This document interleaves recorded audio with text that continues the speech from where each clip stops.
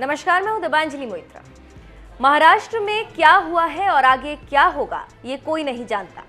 पहले बीजेपी ने शिवसेना को दो फाड़ किया और फिर एकनाथ शिंदे का साथ मिलकर ठाकरे परिवार की राजनीति को खत्म करने पर उतारू। उसी का नतीजा है कि महाराष्ट्र वोट मांगने पहुंची एनडीए उम्मीदवार द्रौपदी मुर्मू के समर्थन में उद्धव ठाकरे को अलग रखा गया और मिलने नहीं दिया गया। अगर कहा जाए तो मुर्मू से मिलने के लिए उद्धव ठाकरे को पत्र ही नहीं दिया गया।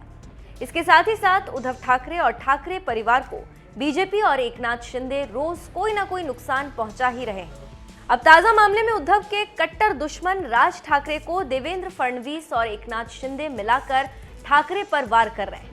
जी हां, खबरों की माने तो महाराष्ट्र में नई सरकार का गठन तो हो चुका है, लेकिन विभागों का बंटवारा अब तक नहीं हुआ।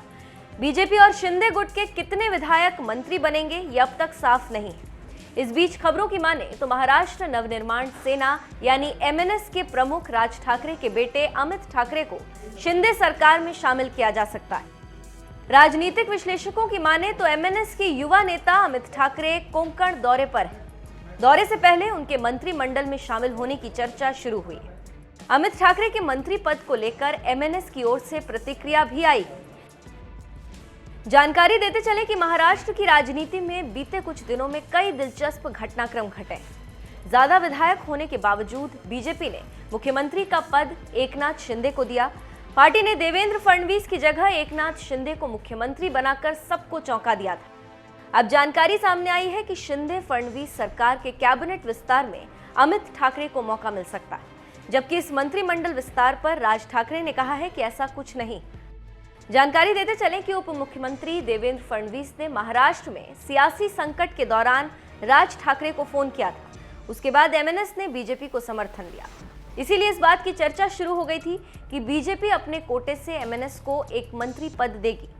जाहिर है एमएनएस के इकलौते विधायक राजू पाटिल का नाम सबसे आगे था, लेकिन अब चर्चा है कि बीजेपी ने राज ठाकरे की पार्टी को नया ऑफर दिया। ऑफर के मुताबिक शिंदे फडणवीस सरकार में अमित ठाकरे को मंत्री पद मिल सकता है, लेकिन राज ठाकरे ने इस खबर को खारिज कर दिया। अमित ठाकरे अगर मंत्री पद स्वीकार करते हैं तो उन्हें विधानसभा या विधान परिषद का सदस्य भी बनना पड़ेगा। बीजेपी का अमित ठाकरे को मंत्री बनाने का दांव शिवसेना को चोट पहुंचाने के लिए हो सकता है, क्योंकि शिवसेना अध्यक्ष उद्धव ठाकरे के बेटे आदित्य ठाकरे को शिवसेना की कमान संभालने के लिए तैयार किया गया और अमित को कैबिनेट में लाने के कदम को आदित्य के लिए सीधी चुनौती के रूप में देखा जा रहा है।